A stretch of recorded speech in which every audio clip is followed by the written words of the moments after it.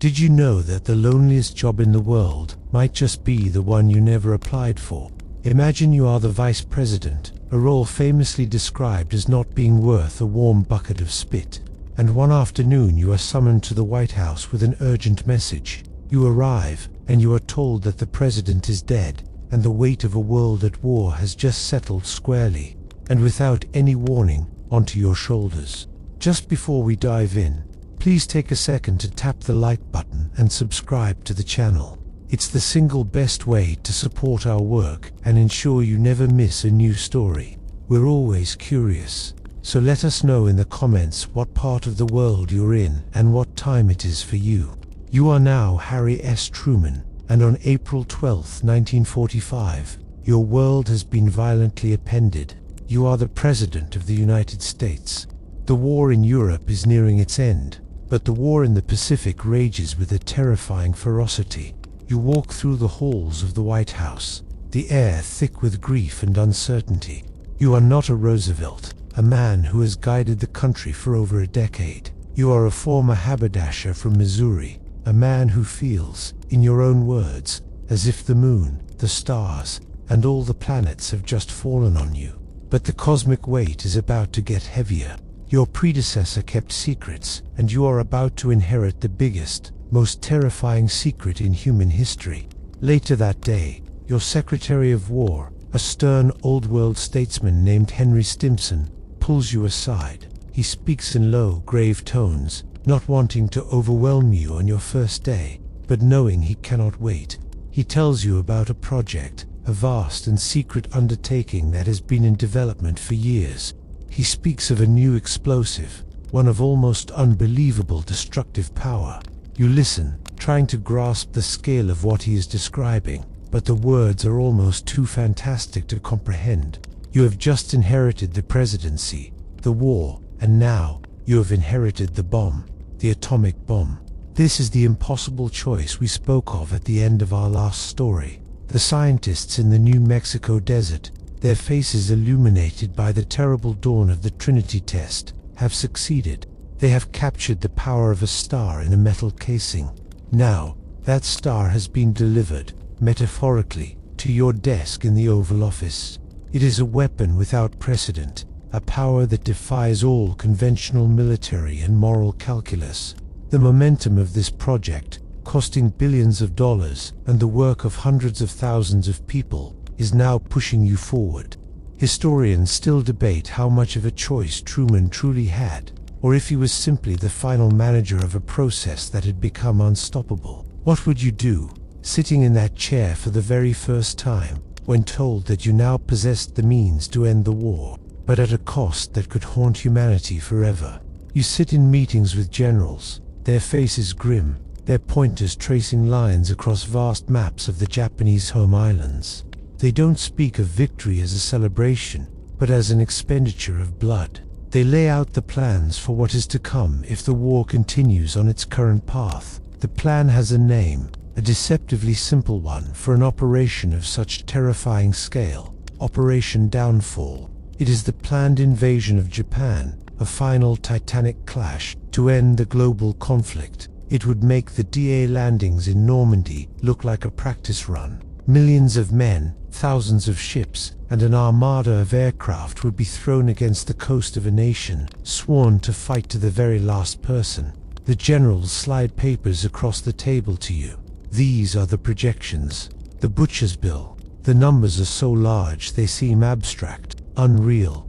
They estimate that an invasion of Japan would cost, at a minimum, 1 million American casualties, killed, wounded, missing. 1 million. You'd think of the Gold Star mothers, the telegrams, the cost the nation has already paid. The number is sickening, and it is likely a conservative estimate. The recent battles for the islands of Iwo Jima and Okinawa were a horrific preview of what was to come. You were shown the reports from those battles. You read of American soldiers fighting for every inch of volcanic ash and coral rock, facing a foe that fought from a complex network of caves and tunnels, a foe that almost never surrendered. You learn of the Japanese plan for the homeland defense, a strategy called Ketsugo, or Decisive Operation. It is not a plan for victory, but for a final, glorious, national assimilation. The Japanese military was prepared to sacrifice itself completely, and it planned to take the civilian population with it. Schoolgirls were being trained to fight with bamboo spears. Old men were being formed into flanking squads for suicide attacks. The motto being drilled into the populace was the honorable death of 100 million. It was a vision of total national martyrdom. This wasn't just a military calculation anymore. It was a cultural and psychological one. The invasion would not just be a battle against an army, it would be a battle against an entire people. This is the brutal calculus you now face. A choice between two horrors. On one hand, the near certainty of Operation Downfall, a meat grinder that would consume a generation of young men and turn the islands of Japan into a vast cemetery. In preparation, the United States had already manufactured 500,000 Purple Heart medals. The invasion was expected to be so bloody that this supply of medals would last through the Korean War, the Vietnam War, and all the way to the conflicts of the modern era. Historians today still argue about the accuracy of these million casualty estimates, with some suggesting they were inflated after the fact to better justify what came next. But for you, in that room, in that moment, these are the numbers you have. They are the reality presented by your most trusted advisors. And on the other hand, you have the secret in your pocket, the weapon that came from the desert, the power of a star. The question is no longer if a terrible choice must be made, but which one. While you, the new president, grapple with the terrifying projections for Operation Downfall, another, more focused process is already underway. It is happening in quiet, secure rooms, far from the Oval Office. You are made aware of a group formed in late April, a collection of men tasked with the most macabre job of the war. They are called the Target Committee. Their existence is a secret, and their work is the grim engine turning the abstract power of the atomic bomb into a specific, actionable plan. They are not debating if the weapon should be used, but precisely where it should fall. It is a committee of unseen consequences, a place where slide rules and topographical maps would decide the fate of hundreds of thousands of people. You picture the scene. It's a mix of men in uniform and men in civilian suits. You see stern military officers from the Army Air Forces, men like Major General Loris Norstad, whose minds are filled with logistics, flight paths, and bombing altitudes. Seated beside them are the scientists, the very intellects from the Manhattan Project who had wrestled this power from the atom. Men like J. Robert Oppenheimer are present, their expressions a mixture of scientific pride and deep, hollowing anxiety. They understand the physics of the weapon better than anyone, and now they are being asked to help choose its victim. It's a chilling partnership, the creators and the users, sitting together to draft a new chapter of human history. The committee's work is methodical, deliberate, and stripped of all emotion. It has to be. They establish a set of criteria for the perfect target, a checklist for annihilation. First, the target must be a large urban area, ideally more than 3 miles in diameter. The bomb was a weapon of such scale that its full effect, its psychological shock, could only be demonstrated on a vast canvas. Second, the target had to have high strategic value, a place with a significant military or industrial presence that was contributing to Japan's ability to wage war. This provided the military justification, the veneer of a traditional act of war. Third, and most chillingly, the target had to be relatively untouched by the conventional bombing raids that were already devastating Japan's other cities. They needed a virgin target to accurately measure the bomb's unique power. The city was not just a target, it was a laboratory. You learn that they also considered a fourth, unspoken criterion, the psychological value.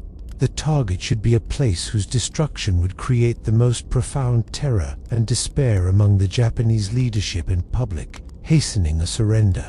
This wasn't just about destroying buildings, it was about destroying morale on a national scale. Historians still argue about the primary motivation of this committee, whether its calculus was purely to end the war with Japan, or if it was also intended as a demonstration for the post-war world, a terrifying signal to the Soviet Union, As you absorb these details, you understand that a new form of warfare has been born.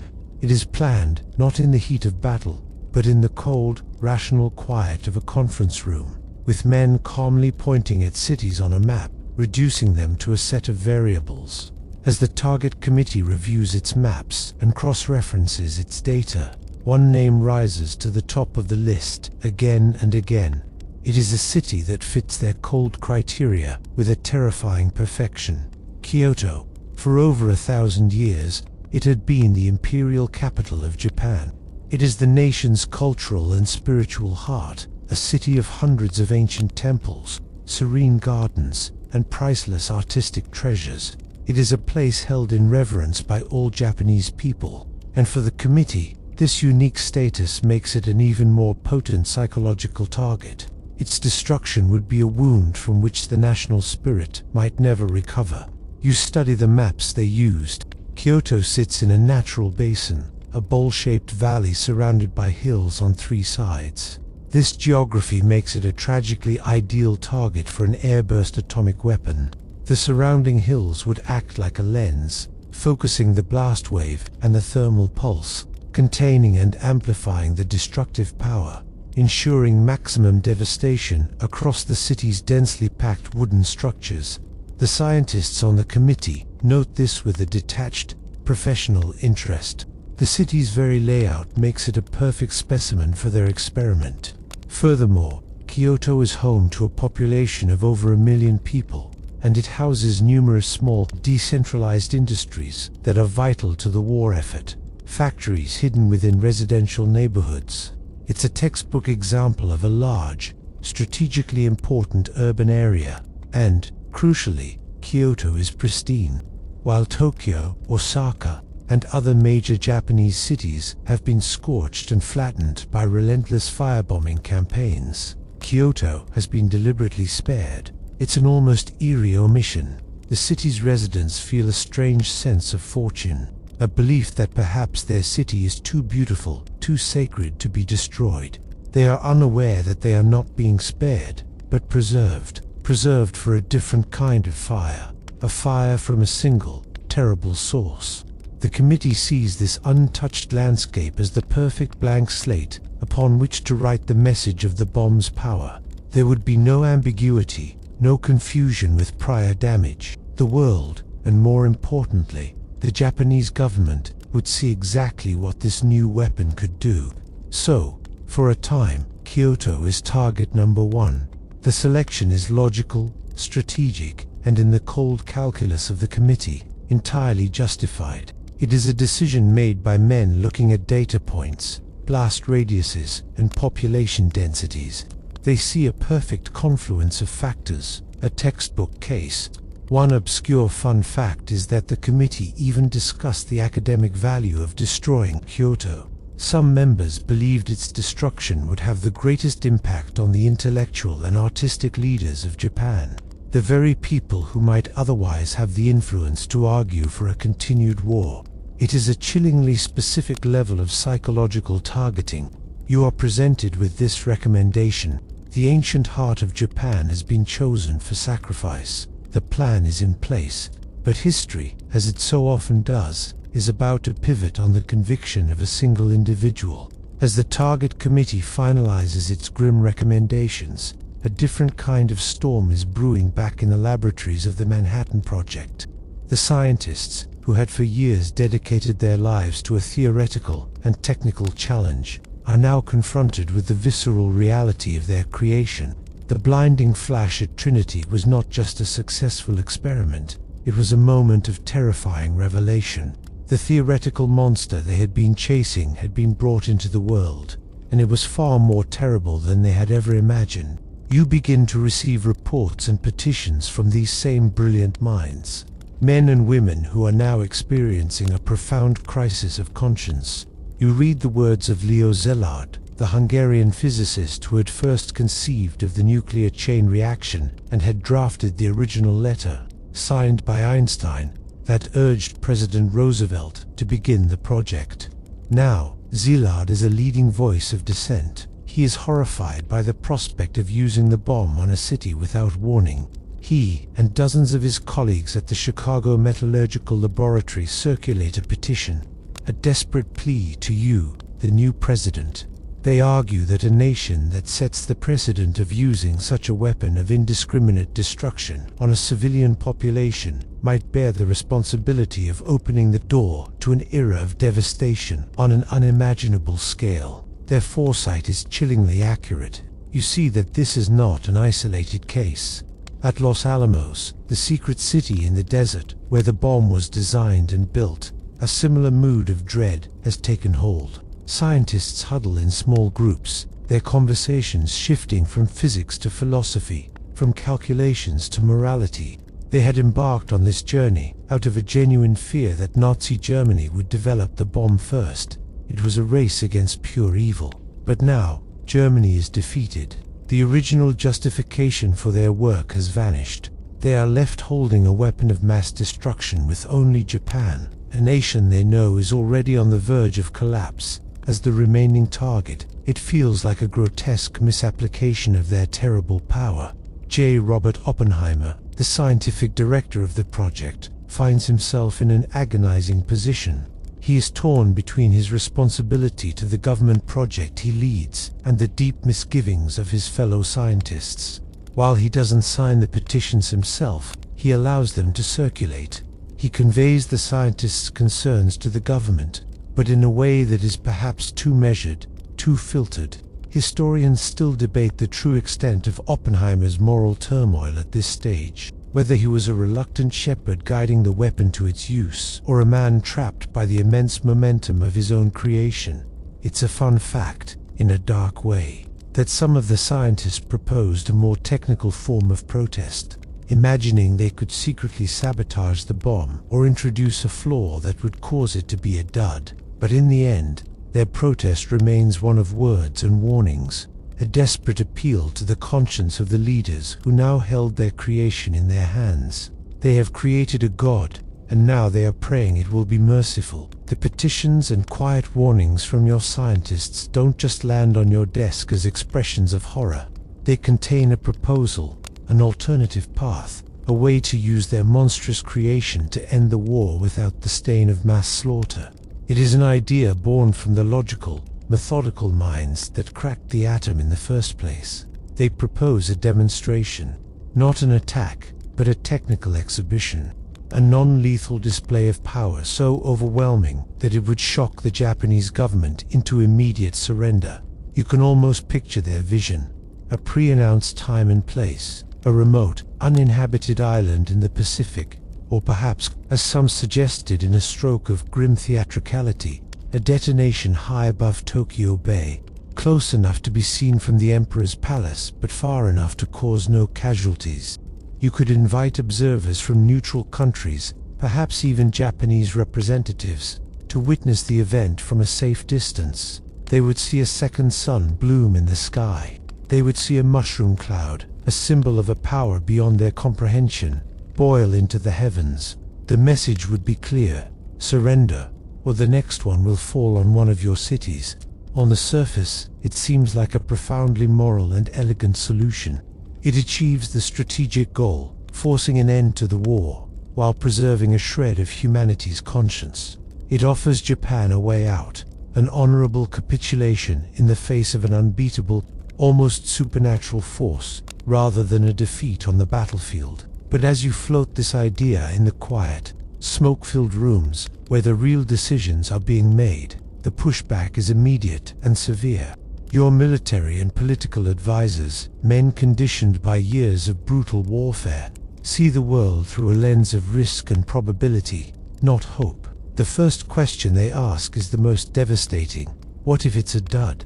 What if the bomb simply fails to detonate? The Trinity test was a success, but it was a device detonated on a static tower. This would be a complex weapon dropped from a high-altitude bomber. There were 100 things that could go wrong. If you were to announce this grand demonstration to the world, and the bomb fell into the ocean with a harmless splash, America's secret weapon would become the world's biggest joke. The Japanese hardliners would be emboldened, convinced the Americans were bluffing, and their resolve to fight to the death would be set in concrete. the arguments continue. Would a demonstration, even a successful one, truly be enough to convince the fanatical military council in Tokyo? They might dismiss it as a scientific trick, a massive but ultimately meaningless firecracker. The interim committee, the high-level group you established to advise you, concludes that only the sudden horrific destruction of a city, a vital part of their war machine, would provide a shock profound enough to break through their cultural and political paralysis. Historians still fiercely debate whether a demonstration would have worked. There is no way to know for sure. But in the summer of 1945, you are forced to weigh the moral appeal of a demonstration against the crushing, pragmatic logic of a surprise attack. The scales are tipping, and they are not tipping toward mercy. The path of least risk, your advisors argue, is the path of greatest destruction. Amidst the cacophony of military projections and scientific anxieties, a single, quiet voice of dissent begins to emerge from the very heart of your war cabinet. It belongs to a man who embodies the old establishment, a figure of unimpeachable integrity and quiet authority. He is 77 years old, a statesman who has served presidents stretching back to Theodore Roosevelt. He is your Secretary of War, Henry L. Stimson. He is the man who ultimately oversees the entire Manhattan Project. He is no dove. He is a lifelong Republican and a staunch pragmatist who has guided the American military through its darkest hours. He understands the brutal necessities of war as well as anyone. You picture him in his office, the weight of his years evident in the slight stoop of his shoulders. But his eyes are sharp, his mind clear. The final report from the Target Committee lands on his desk. He reads through the cold, methodical analysis, the justifications for each potential target city. He sees the names: Kokura, a city with a massive army arsenal; Hiroshima, a major port and military headquarters; Nagata, a port with industrial facilities. And then he sees the name at the top of the list, the primary recommendation: Kyoto, and for Henry Stimson. This is not just another name on a map. For him, a deeply personal memory collides with his immense public duty. Decades earlier, long before the world was torn apart by war, Stimson had visited Japan. He and his wife had spent part of their honeymoon there. They had walked the streets of Kyoto. He has a vivid personal recollection of the city that the committee's report reduces to a set of geographic and industrial data points. He remembers the serene beauty of its ancient temples, the quiet dignity of its shrines, the priceless works of art that represented 1,000 years of cultural achievement. He remembers the city not as a military target, but as a treasure of world civilization, a place that belonged not just to Japan, but to all of humanity. It's a little-known fact that this was not a fleeting visit. He had returned to Kyoto on subsequent diplomatic missions. He held a deep and abiding respect for its cultural significance. As he looks at the name on that list, he sees not a target, but a work of art about to be slashed by a vandal. The thought of unleashing the most destructive weapon in history upon the cultural heart of Japan strikes him as an act of profound barbarism, a move that would inflict a wound far deeper and longer lasting than any military victory could justify. Historians still debate the true weight of Stimson's personal feelings. Was it simple nostalgia for a happy memory, a rare crack in his stoic, pragmatic facade? Or was this personal connection merely the emotional catalyst for a much colder, more strategic calculation he was already beginning to form? Whatever the mix of motives, a decision crystallizes in his mind. He cannot let this happen. He picks up the list, and a quiet but unshakable resolve settles over him. He must speak to you, the president. He must get Kyoto off that list. When Secretary Stimson comes to see you, he does not lead with his nostalgia. He is far too canny a political operator for that. He knows that an argument based on sentiment, on a fond memory of a long-ago honeymoon, would carry little weight in a room where the lives of 1 million soldiers are being tallied.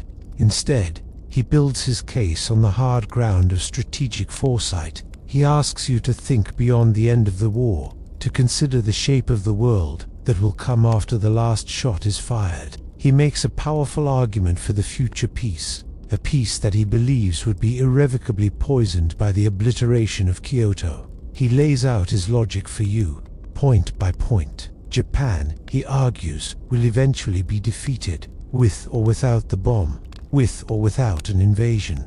The question is not just how to win, but how to govern the peace that follows. America will be tasked with rebuilding Japan, with transforming a mortal enemy into a stable, and hopefully democratic, ally in the post-war world. He contends that destroying Kyoto, the spiritual and cultural soul of the nation, would be an act of such profound cultural vandalism that it would instill a permanent and unforgivable bitterness in the Japanese people. It would be a grievance that could never be healed, a wellspring of anti-American hatred that could poison relations for generations to come. You can imagine him leaning forward, his voice low and earnest. He might say something like, "Mr. President, these people will have to be our friends one day. We cannot expect them to be our friends if we have committed an act that they and the rest of the world will see as nothing less than a war crime." He frames the sparing of Kyoto not as an act of mercy, but as a crucial strategic investment in the future. He is thinking about the Cold War that he can already see forming on the horizon. He knows that America will need a strong, reliable ally in Asia to counter the influence of the Soviet Union. A Japan that hates America is a Japan that could easily fall into the Soviet sphere of influence. Sparing Kyoto is not about saving a city. It is about securing a partner for the next great global struggle. He points out that the Japanese people who are most likely to embrace a post-war democratic government, the moderates, the intellectuals, the liberals, are the very same people who hold Kyoto in the highest reverence. To destroy it would be to alienate the very group America would need to help rebuild the nation. It would be like a surgeon saving a patient's life, but deliberately destroying the part of their brain responsible for reason and cooperation. Historians continue to analyze this argument, seeing it as a brilliant piece of political maneuvering. Stimson took the generals' cold, long-range planning and turned it back on them, forcing them to think on an even longer timescale, beyond the battlefield and into the uncertain decades of the future. He is no longer just arguing about one city, he is arguing about the very soul of American foreign policy, and his words are beginning to find their mark. You find yourself caught in a powerful crosscurrent of conviction. On one side, you have the unified voice of your military command, represented by men like General Leslie Groves, the military head of the Manhattan Project. Groves is a brusque, no-nonsense engineer who sees the problem in purely logistical terms. Kyoto is the ideal target based on every metric the target committee established. It is large, it is geographically suited for maximum destruction, and it contains war industries. To him, removing Kyoto from the list is an act of emotional folly, a betrayal of the cold, hard logic that the 3-year $2 billion project was built upon. He argues with Stimson directly, his frustration palpable. He cannot understand why a personal attachment should override a clear military imperative. You listen to these arguments, feeling the immense pressure from both sides. You are still new to this office, still finding your footing. You want to trust your generals, the men who have been fighting this war for years. Their logic is compelling in its brutal simplicity. The bomb is a tool to end the war and save American lives. Kyoto is the most efficient place to use that tool. The equation seems simple. To deviate from this path feels like a risk, a gamble on an unproven moral argument against a certainty of military effectiveness. The weight of that potential 1 million American casualties from Operation Downfall presses down on you. How can you look the families of those men in the eye if you choose a less effective target, potentially prolonging the war, all to save some old buildings? But then there is Stimson. His argument resonates on a different frequency. It speaks not to the immediate crisis, but to the long echo of history. He has planted a seed of doubt in your mind, a nagging question about the kind of victory America is trying to achieve. Is it enough to simply win, or does it matter how you win? You are a student of history. You understand that the treaties and triumphs of the past often contain the seeds of future conflicts. Stimson's plea to consider the post-war world, to think about the nature of peace, is not something you can easily dismiss. It speaks to your sense of legacy, not just as a wartime president, but as an architect of the future. This is your moment of doubt, a private, internal conflict that will have monumental public consequences. You are alone with the decision. The scientists have built the weapon, the generals have chosen the target, but only you can give the final order. You picture yourself at your desk in the Oval Office late at night, the city quiet around you. You are weighing the lives of American soldiers against the cultural soul of an enemy nation. You are weighing the cold, hard data of your military advisors against the impassioned, strategic plea of your most senior statesman. Historians debate whether you were truly wavering, or if you were simply allowing Stimson to build his case until it became unassailable. But in this moment, you are a man facing a choice that no leader in human history has ever had to confront. The fate of a city, and perhaps the future of international relations, rests on your shoulders. The debate comes to a head in a series of tense private meetings in late May and early June of 1945. The pressure is immense. The first atomic bomb is scheduled to be ready in a matter of weeks. A decision must be finalized. General Groves continues to push hard for Kyoto, arguing its merits with relentless, forceful logic. He even suggests, with a hint of exasperation, that the city is large enough that the bomb would not destroy it all, leaving many of its famous temples intact. It is an argument that fails to reassure anyone. Secretary Stimson, for his part, refuses to yield. He keeps returning to his core argument that the destruction of Kyoto would be an atrocity that would permanently embitter the Japanese people and hamstring American efforts to build a lasting peace. The pivotal moment comes during a lunch meeting with you. It is just the two of you, a chance for a frank, unfiltered discussion away from the larger committee. Stimson makes his case one last time. He doesn't just speak of strategy, he allows his personal conviction to show. He describes the city's beauty, its importance not just to Japan but to the world. He paints a picture for you of a post-war world where America is seen not as a liberator, but as a barbarian, a nation that possessed a weapon of godlike power and chose to use it on a site of irreplaceable cultural heritage. He makes you feel the weight of that historical judgment. He puts the choice in stark terms, a choice between a short-term military advantage and a long-term moral and strategic catastrophe. And in that quiet personal setting, you are finally persuaded. You see the wisdom in Stimson's long-range view. You recognize that the end of the war is not the end of the story. You make a decision. You tell Stimson that you agree with him. Kyoto is to be spared. You instruct him to make your decision clear to the target committee and to the military.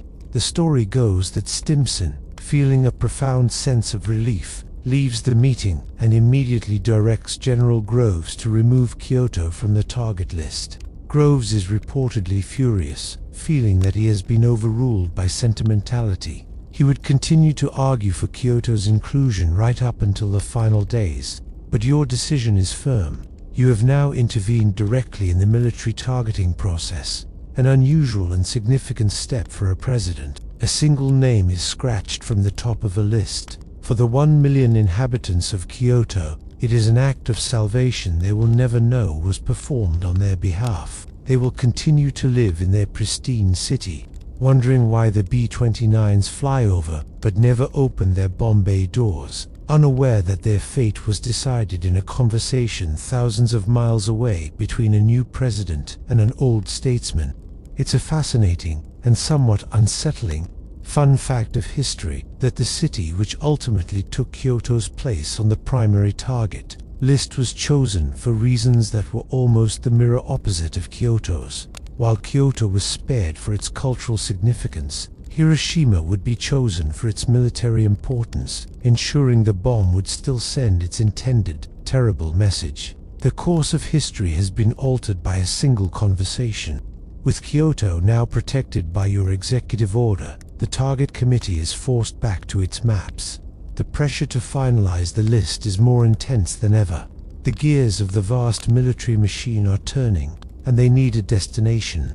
This moment offers a fascinating window into the psychology of a high-stakes decision. You, as president, are experiencing an immense level of cognitive and emotional stress. Psychologists refer to this as decision fatigue, a state where the sheer number and weight of choices can impair judgment and lead to simpler, more clear-cut solutions. After the complex, morally ambiguous debate over Kyoto, the subsequent choice becomes almost brutally straightforward. The committee reviews the remaining candidates. The city of Kokura, with its huge army arsenal, remains a top contender. Niigata, a strategic port on the Sea of Japan, is also on the list. But the focus now shifts decisively to a city that had always been near the top, a city that fits the criteria almost as well as Kyoto, but without any of the cultural baggage that had caused so much debate. Hiroshima. You look at the dossier on Hiroshima. It is a city that has, so far, been largely spared from the firebombing raids. It is a virgin target, perfect for measuring the bomb's effects. It sits on a flat delta, crisscrossed by rivers, a geography that would do little to impede the blast wave, ensuring a clear and devastating demonstration of the weapon's power. Most importantly, Hiroshima is an undeniable and significant military target. It is the headquarters of the 2nd General Army, the command center responsible for the defense of all of southern Japan, the very region where the first phase of Operation Downfall was planned to take place. The city is a major port, a communications hub, and a vital logistics and troop staging area. Unlike Kyoto, there is no moral ambiguity here. Destroying Hiroshima could be framed in purely military terms. It is not an attack on culture, it is an attack on the enemy's ability to wage war. For a leader facing an agonizing choice, this clarity is a powerful, perhaps even seductive, factor. The decision becomes less about if a city should be destroyed, and more about which city is the most justifiable military target. This is a classic example of what psychologists call choice architecture. By removing the most complicated option, Kyoto, the remaining choices seem simpler and more acceptable by comparison. Hiroshima becomes the logical, almost inevitable, answer. There is no powerful statesman arguing for its preservation. There are no fond honeymoon memories associated with its name. It is simply a grid on a map, a center of military power that must be neutralized. It's an obscure but telling fact that one of the reasons Hiroshima had been spared from conventional bombing was not for preservation, but because its compact size and geography made it a poor target for the wide area incendiary raids used on cities like Tokyo. It was, in a strange twist of fate, perfectly suited for the singular, concentrated power of an atomic weapon. The final choice is made. Hiroshima will be the primary target. With the target chosen, the focus of our story now shifts halfway around the world. It moves from the quiet, carpeted rooms of Washington, D.C. to a tiny speck of land in the vast blue expanse of the Pacific Ocean. You are now looking down from above, watching as an island is transformed into one of the busiest and most formidable military installations on the planet. This is Tinian, one of the Mariana Islands, captured from the Japanese in a brutal battle just a year earlier. It is a small island, only about 39 square miles, but it is about to become the very edge of the world, the launch pad for the atomic age. You watch as the U.S. Navy's construction battalions, the legendary CBS, perform a miracle of engineering. They work around the clock, in the suffocating tropical heat, to reshape the island's landscape. They clear jungles, level coral fields, and lay down what would become the largest and busiest airfield in the world. They build for massive parallel runways, each one nearly 2 miles long, designed to handle the immense weight of the B-29 Superfortress bombers. From the air, the layout of the runways and taxiways looks uncannily like the grid of streets in Manhattan, a fact not lost on the men who live and work there. It is a bizarre and ironic piece of trivia that the island, which would launch the weapon born from the Manhattan Project, would itself be nicknamed Manhattan. You zoom in closer and see a city of tents and Quonset huts, a bustling metropolis of nearly 50,000 American servicemen. The air hums with the constant roar of engines. B-29s, the most advanced bombers of the war, are everywhere. They take off in endless streams, silver leviathans lumbering into the sky, bound for the Japanese mainland on their nightly firebombing raids. The scale of the operation is staggering. It is a factory of destruction, operating with a relentless, industrial efficiency. The island is a self-contained world with its own power plants, hospitals, mess halls, and movie theaters.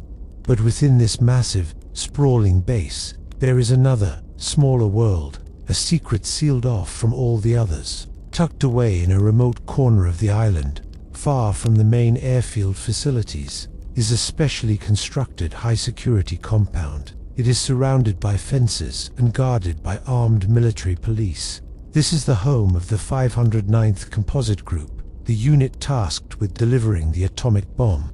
The other crews on the island look at this place with a mixture of curiosity and suspicion.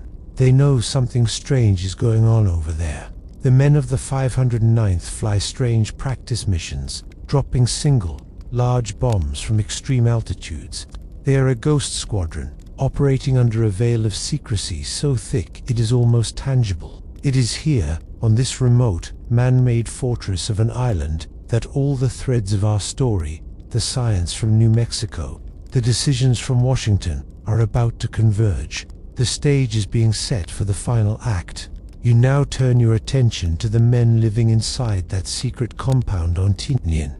They are the members of the 509th Composite Group, the first and only atomic strike force in history. They are an elite, hand-picked unit, and their commander is a man who exudes an aura of quiet, unshakable confidence. He is Colonel Paul W. Tibbets, Jr., one of the most experienced B-29 pilots in the Army Air Forces. He was selected for this mission not just for his skill in the cockpit, but for his discretion and his ability to command a secret operation without asking too many questions. He has known the true nature of his mission for months, a burden of knowledge he carries alone among his men. The squadron he commands is a strange beast, a composite group because it contains all the elements needed to be self-sufficient. Its own bombers, its own transport planes, even its own troop of military police for security. They trained for nearly a year at a remote airbase in Wendover, Utah, a desolate salt flat that was almost as isolated as Tinian. Their training was bizarre and highly specific. They practiced dropping a single, large, oddly shaped dummy bomb, nicknamed the pumpkin bomb for its size and color. Their primary maneuver was a tactical feat of extreme difficulty, a sharp 158-degree diving turn immediately after releasing the bomb. They practiced this turn over and over, thousands of times, without knowing why. They did not know that this maneuver was designed to put as much distance as possible between their plane and a blast wave of unimaginable power. The men of the 509th are a source of constant rumor and speculation among the other units on Tinian. They are the Ghost Squadron. They don't fly the mass firebombing raids with the other B-29 groups. They live in a better fenced compound. They seem to have special privileges, and their missions are shrouded in mystery. The other airmen joke that the 509th is Tibbets's personal air force, a diaper-pin outfit full of prima donnas. This isolation is intentional. Secrecy is the mission's highest priority. Most of the crewmen of the 509th have no idea what their true purpose is. They have been told they are working with a new, more powerful conventional bomb. They joke among themselves, guessing it might be a new super-poison gas or some kind of spectacular explosive. None of them, save for Tibbets and a few key officers, can even begin to imagine the truth. You can sense the strange psychological state of these men. They are suspended in a state of unknowing.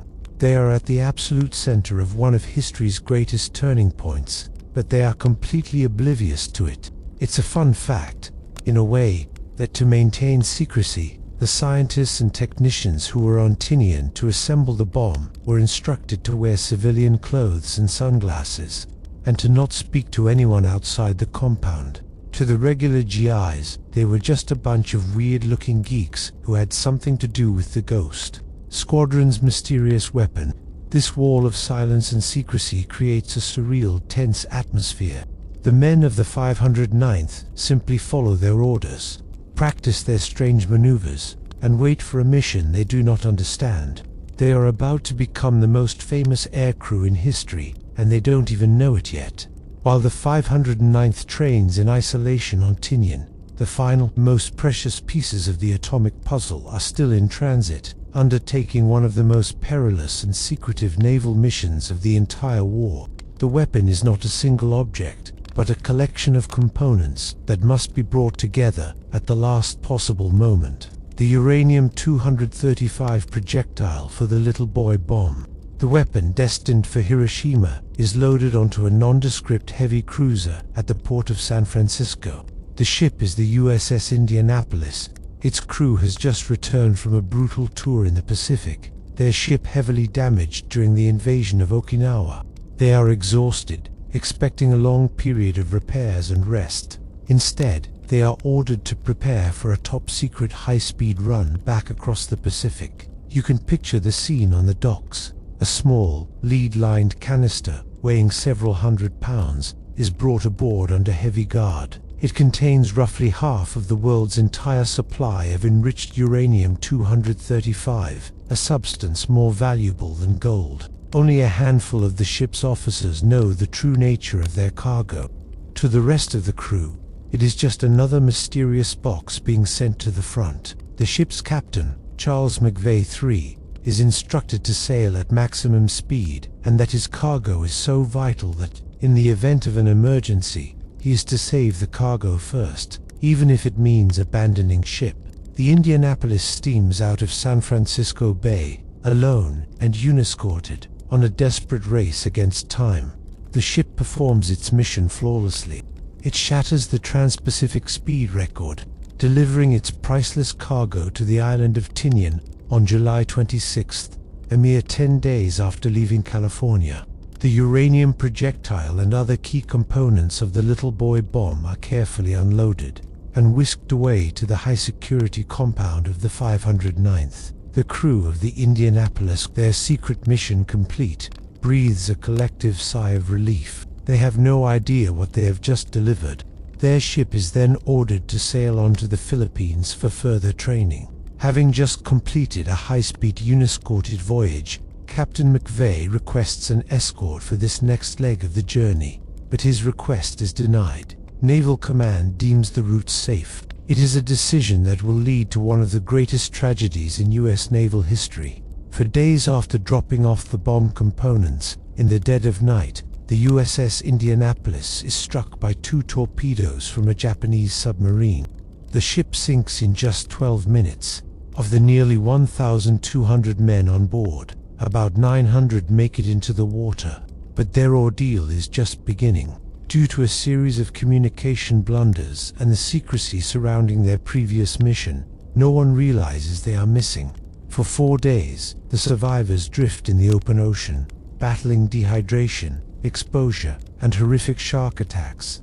By the time they are accidentally spotted by a routine patrol plane, only 316 men are left alive. It is a chilling and tragic epilogue to the story of the bomb's delivery. The ship that carried the instrument of one city's doom to its launch point would itself meet a terrible doom of its own, its sacrifice remaining a secret for days. Historians still debate the chain of command failures that led to this disaster, a stark reminder of the human cost that underpins even the most secret and technologically advanced operations of the war.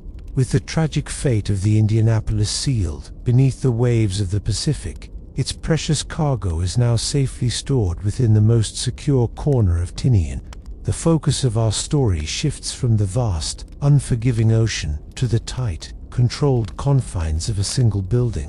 You are now inside an air-conditioned Quonset hut, a small oasis of cool in the suffocating tropical heat. The contrast between the mundane exterior of this curved metal shed and the momentous activity within is staggering.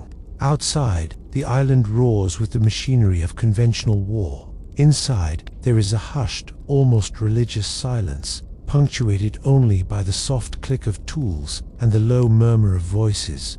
This is where humanity will assemble a star. You see a small group of men, not in military uniforms, but in simple khaki shorts and short-sleeved shirts. They are the civilian and military technicians of Project Alberta, the section of the Manhattan Project responsible for the weapon's final assembly and delivery. Their faces are beaded with sweat, but not from the heat. It is the sweat of sheer, unadulterated tension. In the center of the room, resting on a specially designed dolly, is the casing of the bomb, codenamed Little Boy. It looks deceptively simple, a long, dark green cylinder, about 10 feet long and just over 2 feet in diameter. It has the inert, mechanical appearance of an oversized artillery shell, giving no hint of the cosmic violence locked within its components. Overseeing this delicate operation is Navy Captain William Deke Parsons, the head weaponeer. He is a calm, authoritative presence in the room, his eyes missing nothing. He and his team are following a set of meticulous, step-by-step instructions, a cookbook for Armageddon, written by the scientists back at Los Alamos. You watch as they work with the slow, deliberate care of surgeons. They gently insert the carefully machined components, the tamper, the neutron initiator, and finally, the uranium-235 projectile itself, the very heart of the weapon that the USS Indianapolis had raced across the ocean to deliver. Every single movement is precise, every action double-checked. The greatest fear in this room is not a Japanese attack, but a simple mistake. A dropped tool, a misaligned component, or a stray spark could be catastrophic. Worse yet is the terrifying possibility that the components could accidentally achieve a chain reaction right here, in this hut. This is called a criticality accident, and it would have instantly vaporized the assembly team and rendered a large part of Tinian uninhabitable. This is the constant, unspoken fear that hangs in the air. Historians often reflect on the incredible compartmentalization required for this task. These men were focused entirely on the mechanical process, on tightening the bolts and connecting the wires, a defense mechanism against contemplating the true purpose of the object they were building. Finally, the last bolt is tightened, the last wire is connected, the assembly is complete. Little Boy is now a fully functional atomic bomb, sitting silently on its cradle, a sleeping giant waiting for its wake-up call. The bomb is assembled, but it is not yet armed. It is a sleeping giant, but its final, irreversible wake-up call has not been delivered. The final arming process is a sequence of events as delicate and nerve-wracking as the assembly itself. The bomb, now designated L-11, is carefully wheeled out of the air-conditioned hut and loaded into a specially constructed pit in the hardstand, the concrete pad where the bomber will be parked. You watch as a massive B-29 is carefully towed into position over this pit. The bomb bay doors open, and using a hydraulic lift, the 10,000-pound weapon is slowly, gently raised into the belly of the aircraft. The clearance is a matter of inches. The crewmen guiding the process hold their breath, their movements slow and precise. Once the bomb is securely shackled in place, a new and intense phase of anxiety begins. The arming of the device is a multi-step process, designed with multiple safeties to prevent an accidental detonation. The final and most crucial step, however, is a source of great concern for the weaponeer, Captain Parsons. The plan is to complete the final arming sequence on the ground before takeoff, but Parsons is haunted by a specific fear. The B-29s are notoriously temperamental on takeoff, prone to engine fires and crashes. If a fully armed atomic bomb were to crash on takeoff, it could potentially detonate with its full nuclear yield, destroying the entire northern end of Tinian, along with its thousands of men and hundreds of aircraft. The risk, he decides, is unacceptable. In a last-minute decision that showcases his immense calm under pressure, Parsons decides he will not fully arm the bomb until the plane is safely in the air and well on its way to Japan. This means he will have to perform the final, delicate step of the arming process by hand in the cramped, unlit bomb bay of a flying B-29. This is not part of the original plan. It is an improvisation born of profound caution. He gathers his tools and practices the procedure for hours. In the hours before the flight, he has to remove the rear plate of the bomb, insert the explosive cordite charge that will fire the uranium projectile, and then rewire the firing circuits, all by feel, in a cold, vibrating metal tube thousands of feet in the air. It's an almost unbelievably tense scenario. He is essentially performing open-heart surgery on the world's most dangerous weapon, in flight, on its way to its target. This little-known fact highlights the immense personal responsibility placed on these key individuals. The success of the entire mission and the prevention of a catastrophic accident rested on the steady hands of one man in a dark Bombay. As the flight crew prepares for their mission, Parsons makes his own quiet preparations, his toolkit becoming as important as the pilot's checklist. The bomb is loaded, but it is not yet complete. Its final piece will be added in the air, a final human touch to a process of inhuman destruction. The sleeping giant is in its cradle, and its final awakening is now just hours away. While Captain Parsons rehearses his high stakes in-flight surgery, another man is making his own final, and far more personal, preparation. Your focus now shifts to the aircraft itself, resting silently over the bomb pit. It is a Boeing B-29 Superfortress, aircraft number 4486292. It is a magnificent and terrible machine, the pinnacle of aeronautical engineering, a silver bird designed to carry fire across oceans. But for the man who will command it, it is still anonymous, a number on a tail fin. He decides this must change. That man is Colonel Paul Tibbets, the mission commander. He wants his aircraft to have a name. You watch as Tibbets, on the afternoon of August 5th, the day before the mission, makes a simple request. He finds a maintenance man on the ground crew, a fellow named Private Nelson Miller, who is known to be a decent sign painter. Tibbets tells him he wants a name painted on the nose of the plane, right below the pilot's side window. He gives him the name he has chosen, a name he has held in reserve for this very moment. He wants the aircraft to be called Enola Gay. This is the widely known fact, the name that will be forever etched into the annals of history. Enola Gay was the name of Paul Tibbets' mother, a quiet, supportive woman from Quincy, Illinois. This act is a profound moment of psychological complexity. On the one hand, it is a deeply human gesture. In the midst of the most secret, high-tech, and dehumanizing mission imaginable, a son honors his mother. He had told her about his secret work, and she had simply told him, "I know you're not going to tell me what you're doing, but I want you to be careful."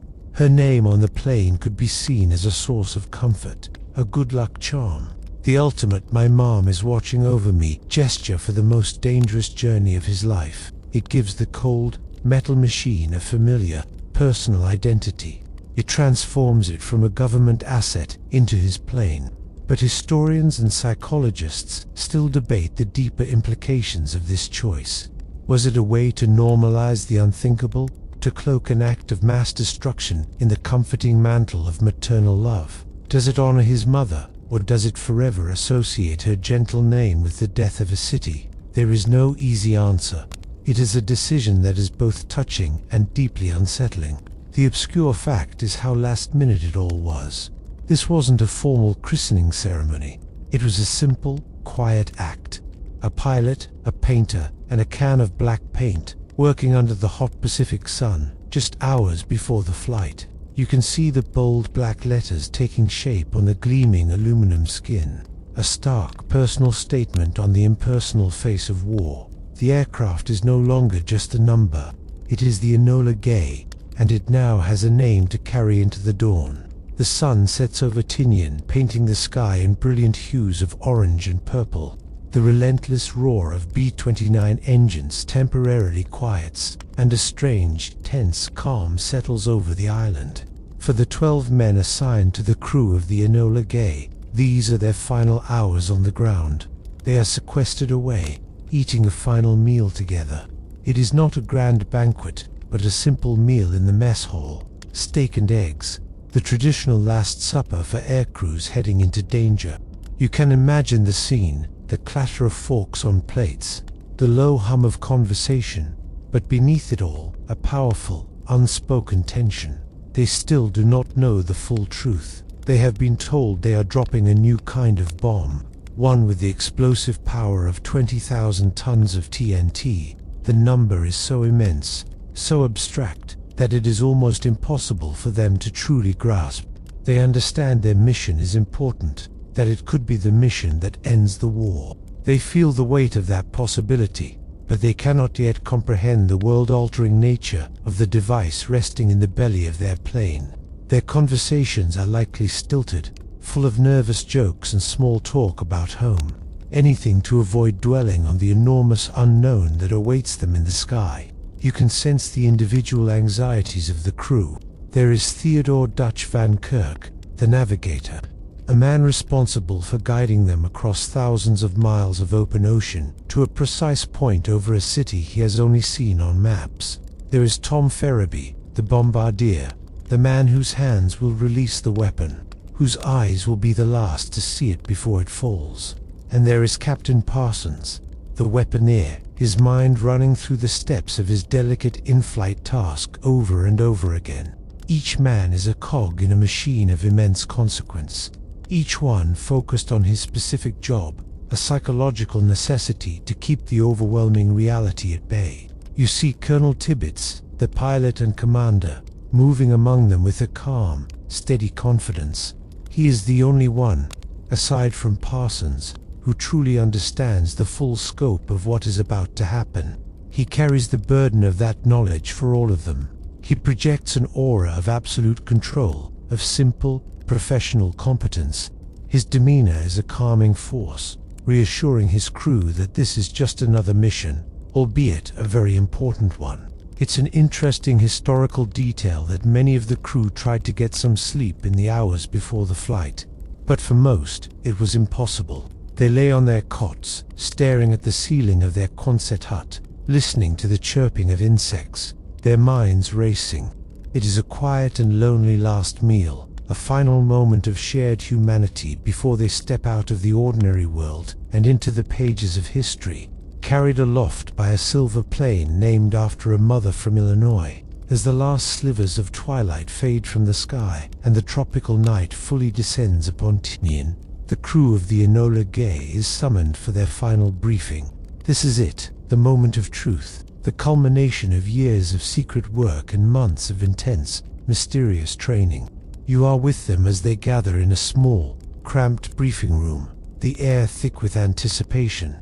The faces around the table are etched with a mixture of fatigue and controlled excitement. They know this is no ordinary mission. They just don't know how extraordinary. Colonel Tibbets, his voice calm and precise, begins the briefing. He reviews the flight plan, the altitude, the weather conditions over the target. Then, he pauses. He looks each man in the eye. This is the moment when the last layer of secrecy is peeled back. He tells them, for the first time, the true nature of their cargo. He reveals that they are carrying an atomic bomb, a weapon with the power of 20,000 tons of TNT. He explains that it will be dropped on a city, a major military target, and then, he names it. He names the primary target, the city chosen to receive the full, devastating force of this new age of warfare. Our primary target will be Hiroshima, he states, his voice devoid of emotion. A stunned silence falls over the room. The number, 20,000 tons of TNT, finally begins to sink in. They have seen what conventional bombs can do, what a few hundred tons of explosives can do. To imagine 20,000 tons from a single device, from their device, is almost beyond comprehension. Some men exchange quick, nervous glances. Others simply stare straight ahead, their minds reeling. There is no cheering, no whooping, only a profound, almost reverent awe, tinged with a deep sense of dread. They are about to unleash something the world has never seen. They are about to change history forever. Tibbets then outlines the secondary and tertiary targets, Kokura and Nagasaki, in case weather or other complications prevent them from reaching Hiroshima. He emphasizes the importance of the mission, stressing that it is designed to end the war quickly, to save millions of lives. both American and Japanese. From the projected bloodbath of Operation Downfall, he gives them one final instruction: to pay close attention to the blast, to wear the special dark glasses provided, and to avoid looking at the flash directly. He tells them it will be brighter than 1,000 suns. Historians note that this briefing was intentionally kept brief and clinical, designed to focus the crew on their operational tasks rather than the moral weight of their mission. It was a masterpiece of psychological management, designed to ensure operational readiness. The men file out of the briefing room, their faces now grimly determined. They walk out into the warm, humid night air of Tinian, now fully aware of the unimaginable burden they carry. Their destination is set. Their purpose is clear. Out in the humid darkness of the Tinian night, the Enola Gay waits. It sits on its concrete hardstand like a pagan idol, bathed in the stark artificial glare of floodlights. The scene is surreal, a pocket of intense activity in the sleeping island. Photographers flash their bulbs, capturing stark, black and white images for a history that has not yet been written. A small crowd of onlookers, fellow airmen and ground crew, have gathered at a respectful distance, their faces upturned, watching in silence. They know this is something different. You can see the 12 members of the crew walking towards the plane, their silhouettes moving through the cones of light. They are no longer just an anonymous flight crew. They are now men marked by a terrible knowledge. They climb the ladder one by one, disappearing into the dark maw of the fuselage. Inside, they move with the practiced efficiency of their training. They strap themselves into their stations, run through their pre-flight checklists, their voices low and professional over the intercom. But every switch they flip, every gauge they check, now feels heavier, more significant. They have been told the power of their weapon, but the number is a phantom, an abstraction. They are aware of the facts, but they remain fundamentally unaware of the reality. They cannot possibly comprehend what it means to carry a piece of the sun, to be the delivery mechanism for a power that belongs in the heart of a star. Their minds are filled with fuel loads, engine temperatures, and navigation coordinates, a necessary defense against the impossible truth resting in the bay beneath them. Then, one by one, the 4 massive engines cough to life. The sputtering growl quickly swells into a deafening, soul-shaking roar that tears through the quiet of the night. The floodlights vibrate, the ground trembles. This is the sound of irreversibility, the sound of a decision made, a process set in motion that can no longer be stopped. Colonel Tibbitt's voice comes over the radio, clear and steady, as he taxis the lumbering, heavily laden bomber onto the long runway. He pushes the throttles forward, and the Enola Gay begins its charge into the darkness, its silver skin reflecting the runway lights as it gathers speed. For a moment, it seems too heavy, too burdened by its terrible cargo to ever leave the Earth. Then, with a final surge of power, it lifts. It climbs slowly, gracefully, a silver cross ascending into the star-dusted Pacific sky, turning east, then north, towards a sleeping empire. Hours away, a new day was just beginning to dawn. The target was chosen. A city of hundreds of thousands, just beginning its morning routine, was about to be erased from the map. On the airfield, the crew of the Enola Gay prepared for their flight, unaware they were about to carry a piece of the sun itself. And so, the silver plane flies on through the deep and quiet night, a single, moving point of light against the vast and endless canopy of stars. The roar of its engines fades into a distant hum, a lullaby for a world that is about to change forever. You can let that sound fade now, letting go of the tension and the weight of history. Feel the quiet of the night returning, a gentle blanket settling over you. The story is told for now, and the great machinery of the past has been put to rest. There are no more decisions to be made, no more arguments to be had. There is only the soft, steady rhythm of your own breathing, a quiet anchor in the peaceful darkness.